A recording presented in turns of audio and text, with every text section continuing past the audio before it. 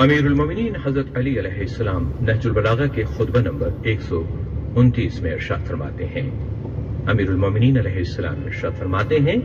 اے الگ الگ طبیعتوں اور پراگندہ دل و دماغ والوں کہ جن کے جسم موجود اور عقلیں گم ہیں، میں تمہیں نرمی اور شفقت سے حق کی طرف لانا چاہتا ہوں، اور تم اس سے اس طرح بھڑک اٹھتے ہو جس طرح شیر کے ٹکار سے بھیڑ بکریاں۔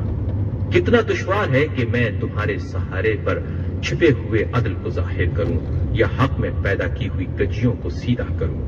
بار الہا، تو خوب جانتا ہے کہ یہ جو کچھ بھی ہم سے جنگ و پیکار کی صورت میں ظاہر ہوا، اس لیے نہیں تھا کہ ہمیں تسلط و اقتدار کی خواہش تھی یا مال دنیا کی طلب تھی، بلکہ یہ اس لیے تھا کہ ہم دین کے نشانات کو پھر ان جگہ پر پلٹائیں اور تیرے شہروں میں امن و بہبودی کی صورت پیدا کریں، تاکہ تیرے ستم رسیدہ بندوں کو کوئی کھٹکا نہ رہے اور تیرے وہ احکام پھر سے جاری ہو جائیں جنہیں بیکار بنا دیا گیا ہے۔ امیر المومنین علیہ السلام اپنے اس خطبے میں ارشاد فرماتے ہیں، اے اللہ، میں پہلا شخص ہوں جس نے تیری طرف رجوع کی اور تیرے حکم کو سن کر لبیک کہی، اور رسول صلی اللہ علیہ وآلہ وسلم کے علاوہ کسی نے بھی نماز پڑھنے میں مجھ پر سبقت نہیں کی۔ امیر المومنین حضرت علی علیہ السلام اپنے اس خطبے میں مزید ارشاد فرماتے ہیں، اے لوگو، تمہیں یہ معلوم ہے کہ ناموس، خون، مال غنیمت،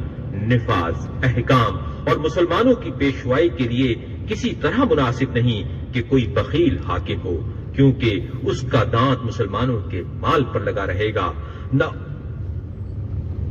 کوئی جاہل کہ وہ انہیں اپنی جہالت کی وجہ سے گمراہ کرے گا، اور نہ کوئی کج خلق کہ وہ اپنی تند مزاجی سے چرکے لگاتا رہے گا، اور نہ کوئی مال و دولت میں بے راہ روی کرنے والا کہ وہ کچھ لوگوں کو دے گا اور کچھ کو محروم کر دے گا، اور نہ فیصلہ کرنے میں رشوت لینے والا کہ وہ دوسروں کے حقوق کو رائیگاں کر دے گا اور انہیں انجام تک نہ پہنچائے گا، اور نہ کوئی سنت کو بیکار کر دینے والا کہ وہ امت کو تباہ و برباد کر دے گا۔